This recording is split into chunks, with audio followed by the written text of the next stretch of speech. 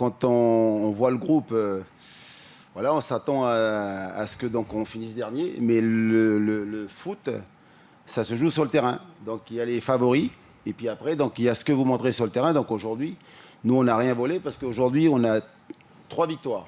Il y avait 6 matchs à jouer, on a pris 9 points sur 18. Donc il faut féliciter cette équipe de Nantes et puis ces joueurs qui ont été donc énormes parce que vous avez parlé donc d'un match sans enjeu pour l'Olympiakos, mais pour nous, il y avait beaucoup d'enjeux parce que nous, on voulait préserver la série. On était sur 4 résultats donc positifs. Il fallait continuer à gagner. Et nous, comme l'Olympiakos, on a un match dans 3 jours très important. La meilleure façon de préparer ce match contre Reims en championnat, il fallait gagner aujourd'hui. Et puis surtout, on voulait gagner pour ne pas avoir de regrets à la fin du match. Voilà.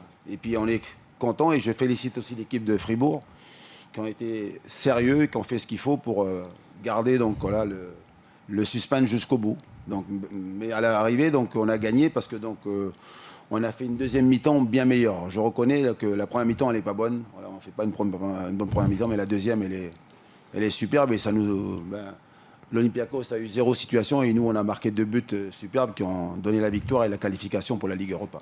Je voudrais vous demander si vous aviez un œil sur l'autre match du groupe Karabakh-Freiburg, car durant le premier mi-temps, vous n'étiez pas si offensive, mais en ce qui concerne le deuxième mi-temps, vous avez fait des remplacements, vous avez mis Blas par exemple, donc est-ce que cela a impacté vos remplacements et votre tactique?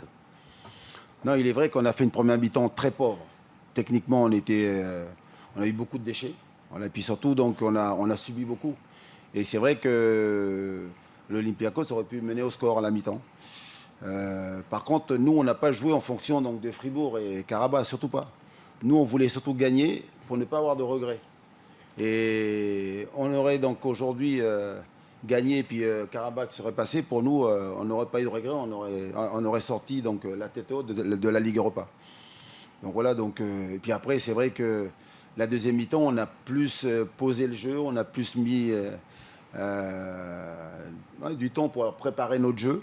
Et c'est vrai que la rentrée donc, des remplaçants et dans Ludo Blas a été déterminante parce qu'il fait une passe décisive et puis un but. Donc, mais vous savez, quand on est entraîneur, des fois ça marche, des fois ça marche pas. Donc aujourd'hui, ça a marché. Et c'est vrai que je suis un entraîneur heureux ce soir.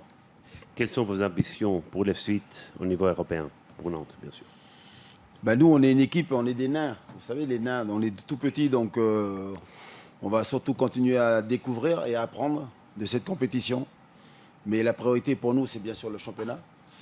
Voilà, et puis après, on va avoir des étoiles plein les yeux. Voilà, parce que c'est vrai que nous retrouver à jouer la Ligue Europa, j'entendais les joueurs dans le vestiaire parler donc, de Barça, parler de la Juve.